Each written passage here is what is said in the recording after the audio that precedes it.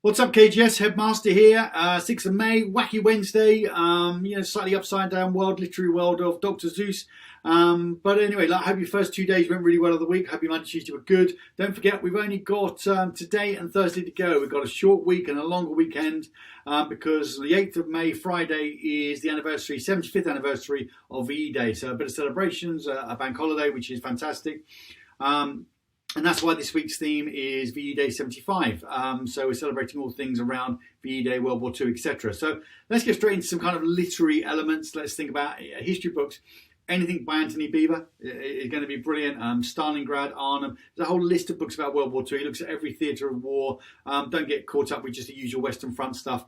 Think about maybe something different. If you want to look specifically, a lot of people like reading about the Nazis, kind of where they came from, what they did, how they fell away, the kind of whole disaster. Hitler and all the other characters. But Ian Kershaw's your man for that, but lots of other historians besides. But Anthony Beevor, Ian Kershaw.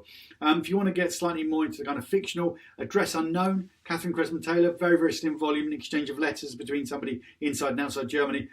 Brilliant, very moving. You need to be kind of careful with how moving some of these books can be about war. Things like The Boy in the Striped Pyjamas, again, very moving tale, very fictional, but equally very moving. Anne Frank's Diary, if you want to get back into fact. But again, be careful. It can be quite harrowing, and obviously a great place to go and visit in Amsterdam when the world reopens for business. Whereas The English Patient is a magnificent book, whether it's about World War II or not, but that's really engaging kind of tale, brilliantly, beautifully written. Really love that. Mentioned yesterday, Band of Brothers, Stephen Ambrose. What has got Atonement, Ian McEwan. Great film, but a much better book. I like Goodnight, Mr. Tom, rather than The Boy in Striped Pyjamas. I like Goodnight, Mr. Tom about kind of evacuees, wartime, what was life like on the home front. I think that's really good. Have I missed any out that I'd kind of look to? Catch-22, Joseph Heller for a bit of American fiction.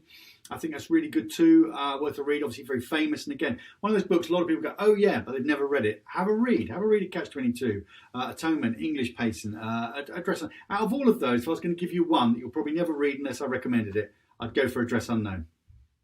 Let's do some shout outs. All the birthdays are third year today. So that's to Catherine, to Maxim and to Lottie. Hope the three of you have a great 14th birthday, each of you. Wonderful day with your family. Get to touch base with friends. And as ever, it's your birthday, so I hope it brings everything that your hearts desire. I hope you have a wonderful day. Got some other shout outs. So Olivia Gent, 1T. Big shout out to 1T. I'm teaching them at the moment. So guys, thanks for putting up with me for remote learning. And, we're getting there. It's kind of quite fun. Just hearing from you and doing work. But Olivia's got her Gold Commendation Award, congratulations. And Yuri, also in the first year, has got his Platinum Commendation Award. So well done, you two, fantastic achievement.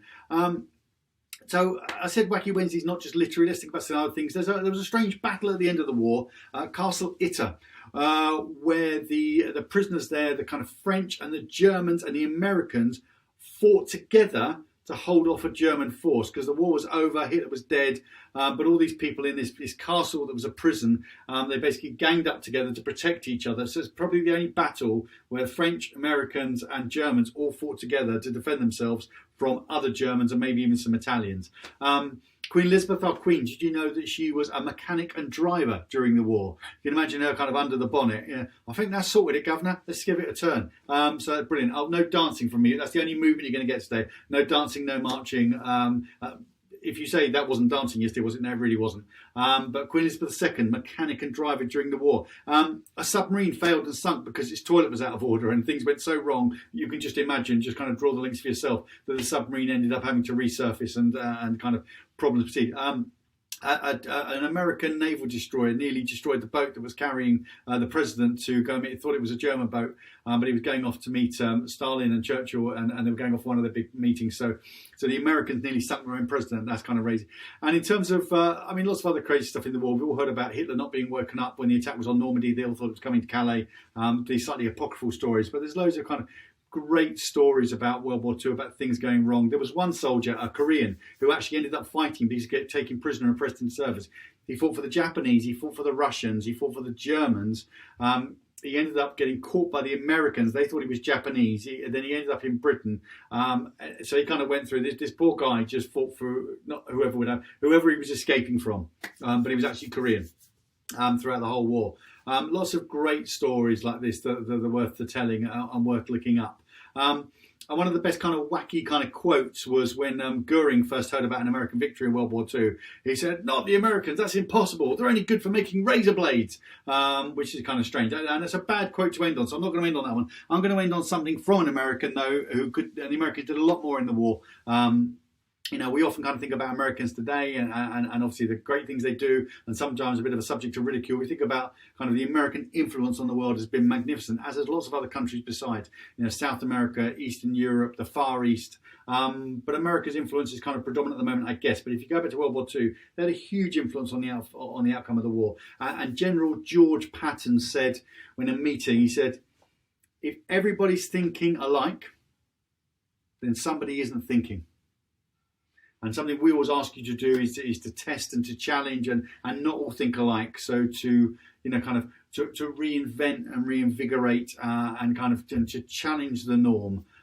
So I kind of like that quote, because it says, if we're all just thinking the same thing, then you're not really thinking. So thank you, General George Patton, for that quote for today. Until tomorrow, kind of mornings, Throwback Thursday, hello, how are you? And then the Thursday evening quiz, which can be based on World War II, music, movies, the home front, women in the war, famous characters. Just going to do a few questions about lots of things. Should be fun, should be about half an hour. But until then, keep working well, keep being happy, thinking of you all. Headmaster out.